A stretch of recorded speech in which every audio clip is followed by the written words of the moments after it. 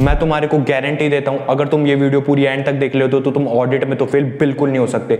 इस वीडियो के अंदर मैं तुम्हारे साथ 6 चीजों के बारे में बात करने वाला हूं। सबसे पहले, अगर अभी तक तुमने कुछ भी नहीं कर रखा ऑडिट में तो तुम्हारे को कैसे करना है। देखो, अपने पास इतने सारे चैप्टर्स है, उसके अंदर इतने सारे टॉपिक्स है और सब में पॉइंट्स, सब पॉइंट्स, इतने सारे पॉइंट्स भर रखे ना, मतलब हर पेज पे हर चीज याद करने की है।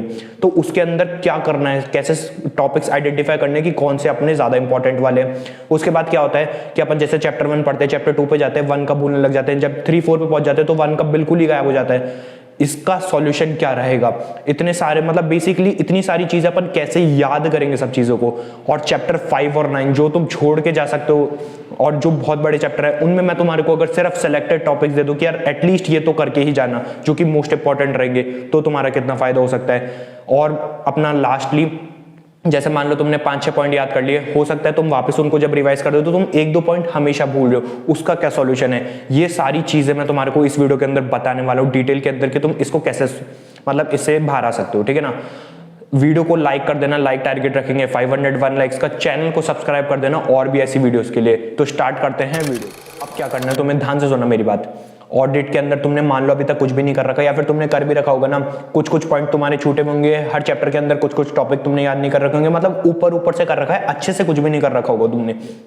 और आंसर राइटिंग तो तुमने बिल्कुल ही नहीं कर रखी होगी, ठीक है। अब देखो तुम्हारे को क्या करना है। सबसे पहले मान लो ये जो भी तुम्हारा सिनेरियो है ना, ध्यान से सुनना, तुम्हारे को क्या करना है। मैंने एक वीडियो डाल रखी है जिसके अंदर मैंने ऑडिट के इंपॉर्टेंट टॉपिक्स मॉड्यूल के थ्रू मार्क करा रखे हैं। ये इंपॉर्टेंट है, ये इंपॉर्टेंट है फ्रॉम मॉड्यूल। यूट्यूब पे तुम्हारे को कभी कोई वीडियो ऐसी कहीं पे भी नहीं मिलेगी। मैं तुम्हारे को वो वीडियो एंड में वीडियो के लगा दूंगा, तुम सीधा उसको क्लिक करके देख सकते हो और कमेंट में पिन कर दूंगा। अभी मत जाना, पहले पूरी वीडियो देख लेना, उसके बाद मैं तुम्हारे को यहीं लगा दूंगा, तुम सीधा यहाँ पे क्लिक करके डायरेक्टली वहां पे पहुंच जाओगे, ठीक है ना। सिंपली तुम्हारे को क्या करना है, पूरी मॉड्यूल लेके इंपॉर्टेंट टॉपिक सारे मार्क कर लेने हैं। और चैप्टर 5 9 में भी तुम्हारे को दिक्कत आती है। जैसे तुम 2 वीडियो बना रखी है जिसके अंदर तुम मॉड्यूल 1 का देखोगे इंपॉर्टेंट टॉपिक्स, फिर मॉड्यूल 2 उसके वही तुम्हारे को मिल जाएगा। मॉड्यूल 2 के एंड के अंदर मैं तुम्हारे को चैप्टर 5 और 9 के भी इंपॉर्टेंट टॉपिक्स बता रखे हैं, तो तुम डायरेक्टली वहां से जाके उसको इजीली कर सकते हो। तुम्हारे को अब क्या हुआ, फर्स्ट स्टेज अपना कंप्लीट हो गया कि तुमने मॉड्यूल है तुम्हारे पास, सारे तुमने इंपॉर्टेंट टॉपिक्स मार्क कर रखे हैं कि यार ये टॉपिक्स, ये पॉइंट्स जो मेरे को याद करके जाने हैं। अब क्या करना है, देखो सबसे मेन चीज है अपन करेंगे कंपाउंडिंग रिवीजन। पहले पॉइंट्स मतलब चैप्टर 1 कर लिया, चैप्टर 2 पे जाने से पहले 5 मिनट लगाओ, 10 मिनट लगाओ, स्टार्टिंग में कर रहे हो आधा घंटा भी लग जाए, कोई दिक्कत की बात नहीं है। वापस चैप्टर 1 एक बार ऊपर से पॉइंट सारी रिवाइज करने हैं। चैप्टर 3 पे जा रहे हो, 1 2 रिवाइज करो। इससे तुम्हारी स्पीड धीरे हो जाएगी लेकिन क्वालिटी बन जाएगी।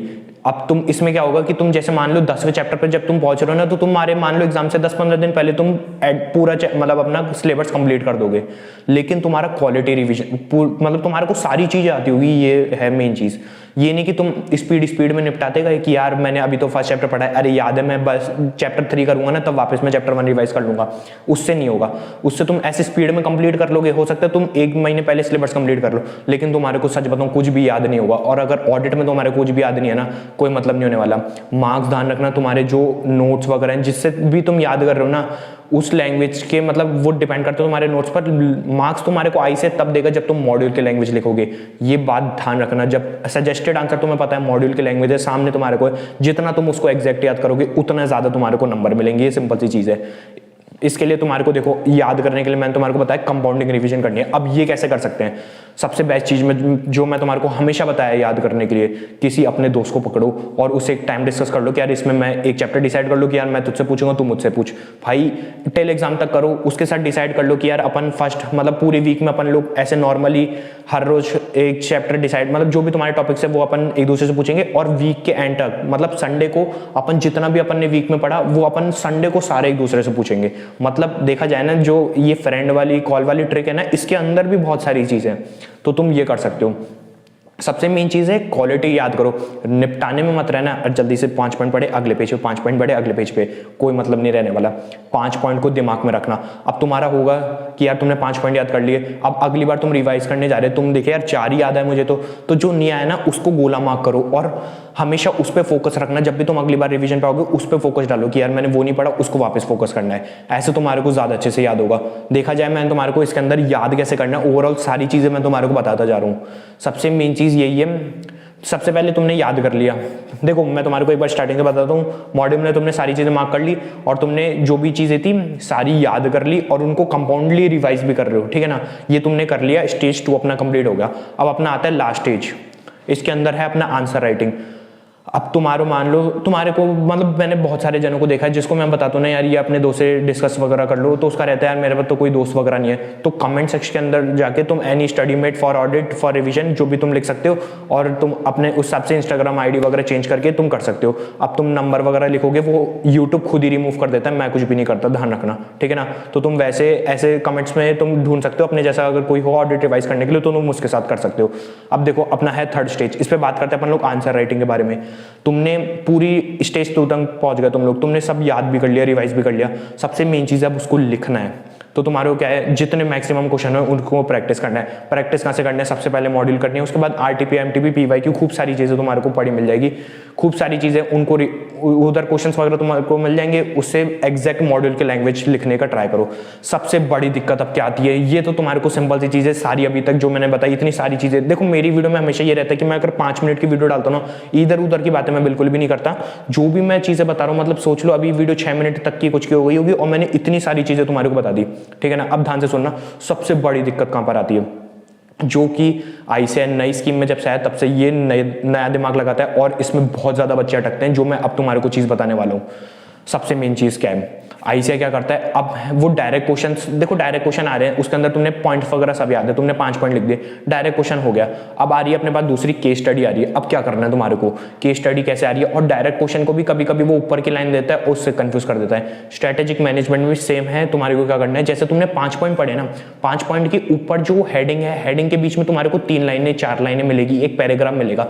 उस पैराग्राफ को पढ़ो ध्यान से। बताऊं आईसीएआई क्या करता है, उस पैराग्राफ की लाइनें दे देता है और उसको एक्सप्लेन या फिर उससे रिलेटेड कुछ पूछ लेता है, तो बच्चा क्लिक ही नहीं कर पाता है कि यार कौन से पॉइंट्स लिखने थे इसके अंदर। तो तुम जब एक हेडिंग है उसके नीचे 3-4 लाइनें, उसके नीचे अपने पास 5 पॉइंट दे रखे हैं, तो जो 3-4 लाइनें है ना, उनको तुम्हारे को अच्छे से दिमाग में रखना है कि क्या लाइनें थी वो, मतलब रटना नहीं है उन्हें, बस दिमाग में रखना है कि यार ये लाइनें आएगी तो मेरे को ये पॉइंट्स लिखने हैं।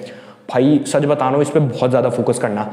और बात करें केस स्टडी वगैरह जो ओवरऑल आ रही है, वो अगेन तुम्हारे कॉन्सेप्ट क्लैरिटी से होगी। वो कैसे होगी, जितने ज्यादा तुमने केस स्टडी के क्वेश्चंस प्रैक्टिस कर रखेंगे उससे तुम्हारे को पता चल जाएगा। देखो मैं तुम्हारे को एक चैनल बताता हूँ, अंकित ओबरॉय नाम सर से तुम्हारे को मिल जाएंगे। तुम यूट्यूब पे सर्च मारना Ankit Oberoi sir 10 year RTP MTP, पुराने अटेम्प्ट की मिलेगी, लेकिन कोई दिक्कत नहीं है। जो अभी तुम्हारे चैप्टर है ना उनके सिर्फ कर लेना, ये नहीं कि तुम अलग अलग चैप्टर में कंफ्यूज हो जाओ, क्योंकि क्या है उसके अंदर पुराने चैप्टर्स भी इंक्लूडेड है, ये बात ध्यान रखना। इसलिए तुम उसको करना। एक बार तुम सिंपल सा वीडियो चलाओ, पॉज करो, क्वेश्चन पढ़ा, अच्छा हाँ ठीक है ये आता है, ऐसे पढ़ लेना। तुम सीधे देख लेना कि ऐसे अपना ये वाला ऐसे, ये वाला क्वेश्चन अपने सिलेबस में ठीक है कर लिया। वैसे ज्यादा नहीं है, 3-4 चैप्टर का फर्क मिलेगा तुम्हारे को, वो तुम देख सकते हो, इतनी कोई दिक्कत नहीं आएगी, बेस्ट रहेगी वो वीडियो। अब देखो एक चीज और करते हैं अपन लोग, मैनिफेस्टेशन। वीडियो के कमेंट में एग्जैक्टली तुम ऑडिट के अंदर कितना नंबर स्कोर करना चाहते हो कमेंट सेक्शन में जरूर लिख के जाना। बाकी तुम्हारी मर्जी, अगर तुम नहीं भी लिख के जा रहे, इंस्टाग्राम रील तुम चला सकते हो, कोई दिक्कत की बात नहीं है। अगर तुम्हारे को ये वीडियो अच्छी लगी हो, इतने कम समय में इतनी ज्यादा तुम्हारे को इन्फॉर्मेशन मिली हो, तो वीडियो को लाइक और चैनल को सब्सक्राइब जरूर कर देना आगे भी और ऐसी वीडियोस के लिए। तो यही था इस वीडियो के अंदर। टेलीग्राम लिंक भी तुम ज्वाइन कर सकते हो, कमेंट में तुम्हारे को मिल जाएगा।